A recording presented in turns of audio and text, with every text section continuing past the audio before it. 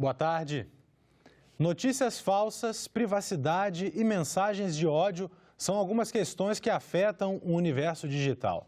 Para debater esses temas, a Diretoria de Comunicação do Senado, em parceria com a Diretoria-Geral, organizou o seminário O Legislativo e as Mídias Sociais, Desafios e Oportunidades de Comunicação. Pesquisas mostram que as mídias sociais já são o segundo meio mais utilizado como fonte de informação dos brasileiros, depois da televisão. A velocidade com que os conteúdos das redes se espalham é um dos motivos do crescimento dessa ferramenta. Em ano eleitoral, a difusão de notícias falsas, as chamadas fake news, é um dos desafios a serem enfrentados.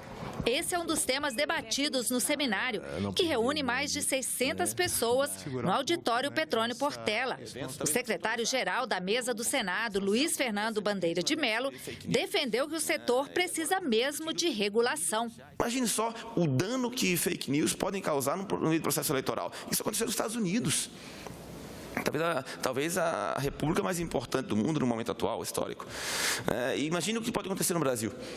Se o legislativo não se debruça para discutir essa matéria, é uma discussão difícil, porque, como eu disse, são valores muito caros da nossa Constituição, a liberdade de expressão, e, ao mesmo tempo, a garantia de valores republicanos brasileiros que podem estar em conflito. É preciso melhorar a transparência, defendeu o professor de Ciência da Computação da Universidade Federal de Minas Gerais, Fabrício Benvenuto.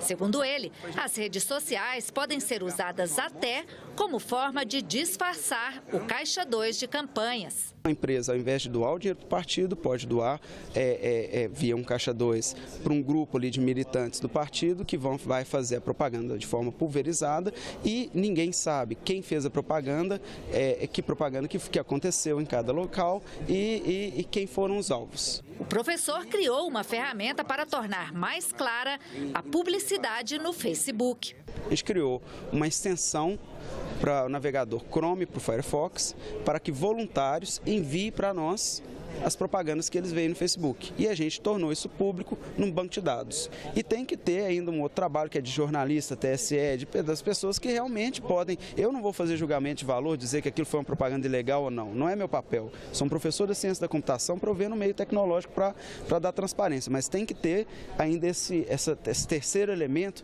que é o que vai encontrar a irregularidade e punir.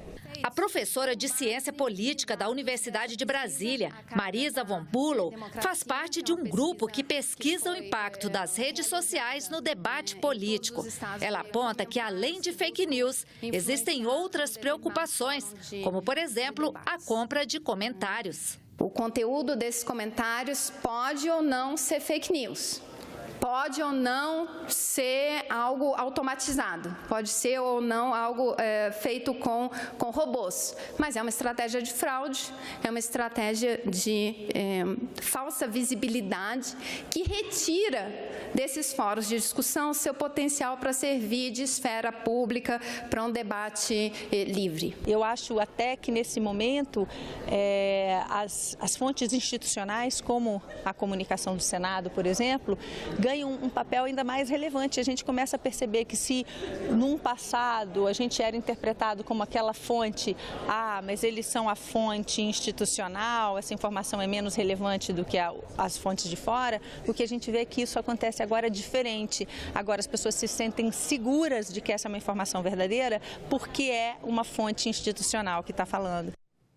O seminário sobre mídias sociais continua à tarde no auditório Petrônio Portela e pode ser acompanhado na página do Senado no YouTube.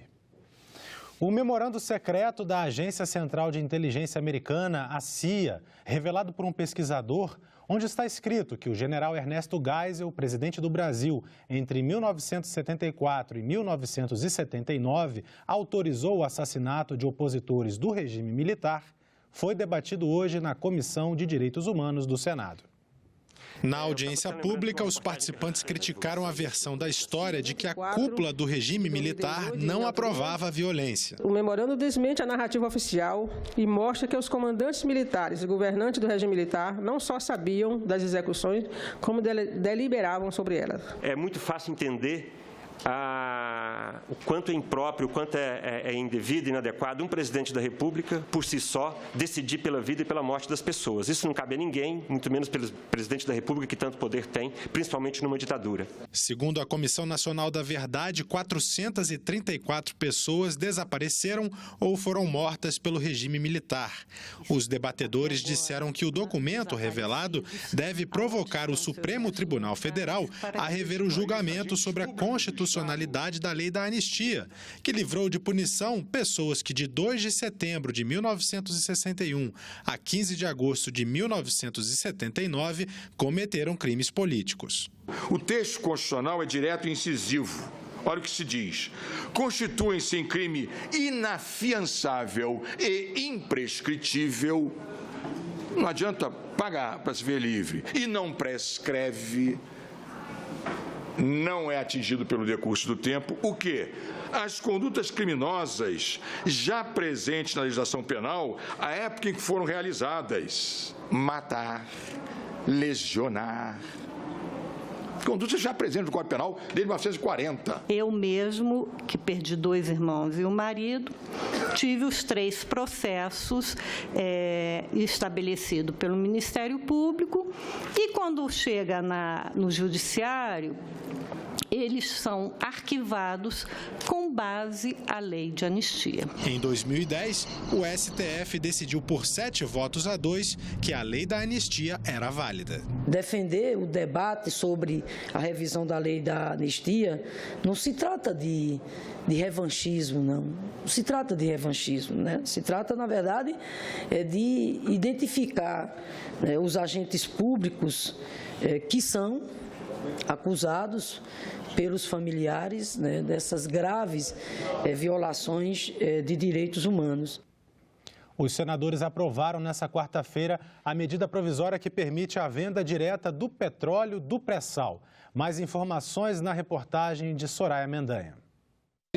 O primeiro item aprovado foi a medida provisória que permite à estatal Pré-Sal Petróleo vender diretamente parte do petróleo extraído da reserva que fica com a União. Até a edição da medida, a PPSA era obrigada a contratar empresas especializadas para intermediar essa negociação. Com a venda direta, o governo espera arrecadar mais de 5 bilhões de reais nos próximos 5 anos. Alguns senadores criticaram o fato da medida não prever a obrigatoriedade da empresa realizar leilão para a venda do petróleo. No texto aprovado, eles não aceitaram a nossa exigência na Câmara dos Deputados de colocar que fosse feito por leilão, um processo licitatório, nada mais justo.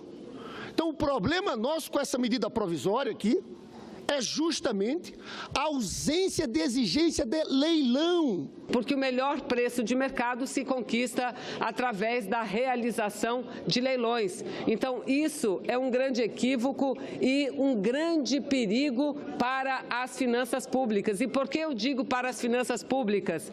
Porque o fruto do ganho da extração do petróleo no pré-sal deve ser dirigido ao Fundo Social. O plenário também aprovou uma proposta que permite o recolhimento do Imposto sobre Serviços, o ISS, para a atividade de transporte de passageiros por aplicativos, na cidade onde a corrida é feita e não no município sede da empresa. Os senadores aprovaram ainda a criação de um novo selo para embutidos artesanais, como linguiças, mortadelas, salames, salsichas, queijos e geleias.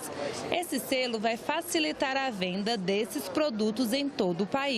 Os senadores mais uma vez manifestaram preocupação com o preço dos combustíveis no Brasil e com a política autoritária da Petrobras. A dolarização do preço do petróleo, do combustível internamente, e é uma situação absurda. Temos uma situação do diesel ser mais caro no Brasil do que nos Estados Unidos. Em um momento que o país está vivendo a mais grave crise de abastecimento, a mais grave crise de combustível de sua história.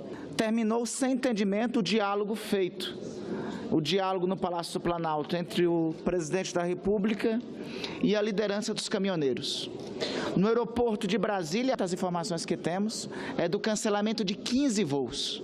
O abastecimento, inclusive, de aeronaves começa a ficar comprometido. Isso aí vai provocar realmente uma situação de calamidade em todo o país se não houver uma solução de curto prazo para a greve dos caminhoneiros. O argumento de dizer que é em função da variação do dólar.